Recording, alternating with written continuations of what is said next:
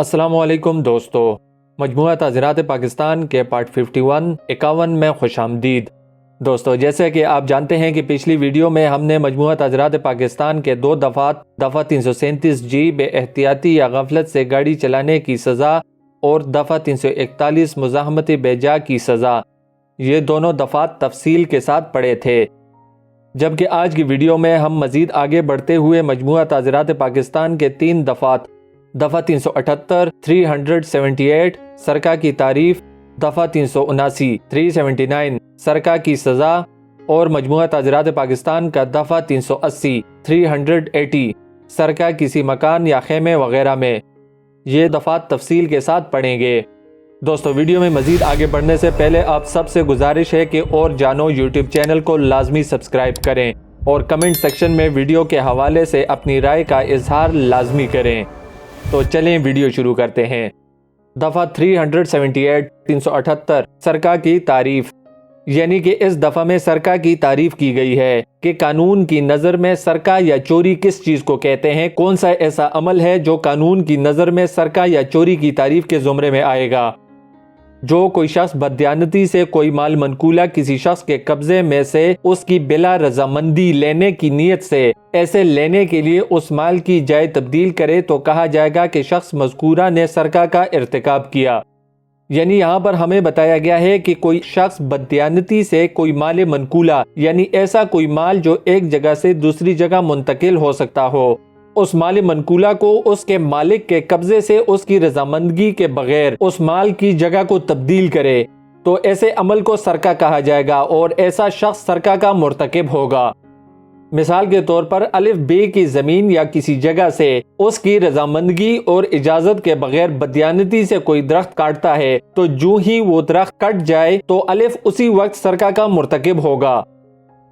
اب دوسرا مثال دیکھتے ہیں کہ الف کو کوئی بیل خزانے سے لدا ہوا مل جاتا ہے اور وہ اس بیل کو اس نیت سے ہانک کر لے جاتا ہے کہ وہ اس خزانے کو لے لے، تو جس وقت اس نے اس بیل کو ہانکنا شروع کیا اور اس کی جگہ تبدیل ہونا شروع ہو گئی تو اسی وقت الف سرقہ کا مرتکب ہوا۔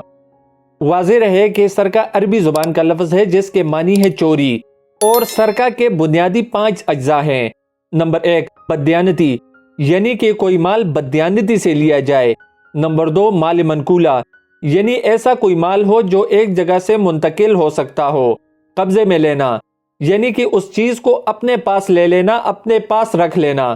نمبر 4 بلا رضامندی، یعنی کہ مالک کی رضامندگی کے بغیر۔ نمبر 5 اور لینے کی نیت سے مال کی جگہ تبدیل کرنا، یعنی کہ اس مال کو اپنے قبضے میں یا اپنے تصرف میں لانے کے لیے ایک جگہ سے دوسری جگہ منتقل کر دینا۔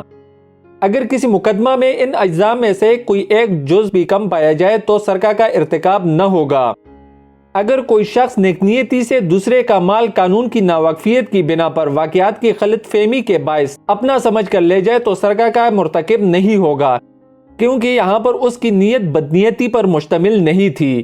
وہ نیک نیتی سے یا قانون کی ناواقفیت اور یا واقعات کی غلط فہمی کی وجہ سے اس مال کو اپنا سمجھ کر لے جاتا ہے، تو ایسے حالات میں وہ سرقہ کا مرتکب نہیں ہوگا، کیونکہ اگر سرقہ کے 5 بنیادی اجزاء میں سے کسی ایک جز میں بھی کمی ہوگی تو سرقہ کا ارتکاب نہیں ہوگا۔ اب مزید آگے بڑھتے ہوئے دفعہ 379 سرقہ کی سزا دیکھتے ہیں، یعنی کہ 378 میں سرقہ کی تعریف کی گئی ہے کہ چوری کس چیز کو کہتے ہیں، جبکہ 379 میں سرقہ کی سزا کا تعین کیا گیا ہے، یعنی کہ جو کوئی شخص 378 کے تحت سرقہ کا ارتکاب کرتا ہے تو اس کو اس دفعہ کے تحت سزا دی جائے گی۔ جو کوئی شخص سرقہ کا مرتکب ہو تو اس کو دونوں قسموں میں سے کسی قسم کی سزا دی جائے گی، جس کی میعاد 3 سال تک ہو سکتی ہے، یا جرمانے کی سزا یا دونوں سزائیں دی جائیں گی۔ یعنی کہ جو کوئی شخص سرقہ کا ارتکاب کرتا ہے تو اس دفعہ کے تحت اس کو 3 سال تک قید کی سزا دی جا سکتی ہے، یا جرمانے کی سزا، اور یا پھر دونوں سزائیں دی جا سکتی ہیں۔ اب اس کا ضابطہ دیکھتے ہیں کہ اس دفعہ کے تحت کارروائی کس طریقے سے ہوگی۔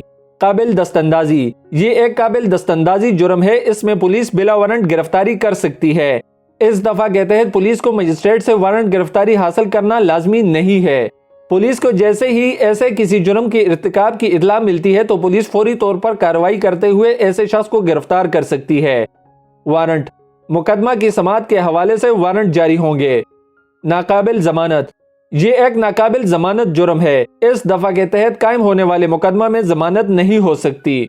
ناقابل رازینامہ، اور اسی طرح یہ ایک ناقابل رازینامہ جرم ہے، اس دفعہ کے تحت رازینامہ نہیں ہو سکتا۔ کوئی جوڈیشل مجسٹریٹ، یعنی کہ مقدمہ کی سماعت کا اختیار کسی بھی جوڈیشل مجسٹریٹ کو حاصل ہے۔ دفعہ 379 یہاں پر ختم ہو گیا۔ اب مزید آگے بڑھتے ہوئے مجموعہ تعزیرات پاکستان کا دفعہ 380 380 دیکھتے ہیں۔ دفعہ 380، سرقہ کسی مکان یا خیمے وغیرہ میں، یعنی کہ یہاں پر ہمیں اس سرقہ کے بارے میں بتایا جائے گا جو سرقہ کسی مکان یا خیمے وغیرہ میں ہو۔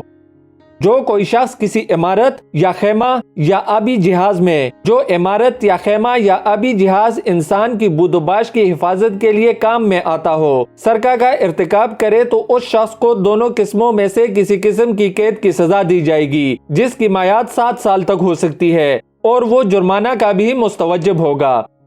یعنی کہ یہاں پر ہمیں بتایا گیا ہے کہ کوئی شخص کسی عمارت، خیمہ یا آبی جہاز، جو چیز بھی انسان کی بود و باش یعنی اس کی رہائش کے لیے ہو، وہاں پر رہائش پذیر ہو، ایسی کسی جگہ پر، یعنی کہ کسی عمارت جہاں پر لوگ رہائش پذیر ہو، یا خیمہ، یعنی کہ کسی جگہ پر خیمہ لگا ہوا ہے اور وہاں پر کوئی رہائش پذیر ہے، اور یا پھر کوئی ایسا آبی جہاز جہاں پر لوگ رہائش پذیر ہو، اس میں سرقہ کا ارتکاب کرتا ہے، تو ایسے شخص کو 7 سال تک قید کی سزا دی جا سکتی ہے، اور وہ ساتھ میں جرمانہ کا بھی مستوجب ہوگا۔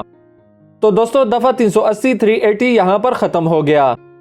آج کی ویڈیو کی مختصر سی سمری کریں تو آج کی ویڈیو میں ہم نے مجموعہ تعزیرات پاکستان کے 3 دفعات، دفعہ 378 جس میں ہمیں سرقہ کی تعریف بتائی گئی ہے، یعنی کہ سرقہ سے کیا مراد ہے، جس کے مطابق کوئی شخص بددیانتی سے کوئی مال منقولہ اپنے قبضے میں لینے کے لیے مالک کی بلا رضامندی اس مال منقولہ کو ایک جگہ سے دوسری جگہ منتقل کر دے تو ایسے عمل کو سرقہ کہا جائے گا۔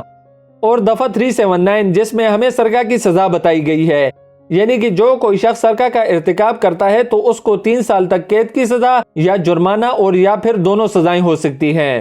جبکہ دفعہ 380 380 میں ہمیں بتایا گیا کہ جب کوئی شخص کسی ایسی عمارت، خیمہ یا آبی جہاز وغیرہ جہاں پر لوگ رہائش پذیر ہو میں سرقہ کرتا ہے تو ایسے شخص کو 7 سال تک قید کی سزا ہو سکتی ہے، اور اس کے ساتھ ساتھ وہ جرمانہ کا بھی مستوجب ہوگا۔ تو دوستو آج کی ویڈیو یہاں پر ختم ہوتی ہے۔ امید کرتا ہوں کہ آپ کو پسند آئی ہوگی۔ تو ملتے ہیں اگلی ویڈیو میں، تب تک اپنا اور اپنے آس پاس کے لوگوں کا بہت سارا خیال رکھیں۔ اللہ حافظ۔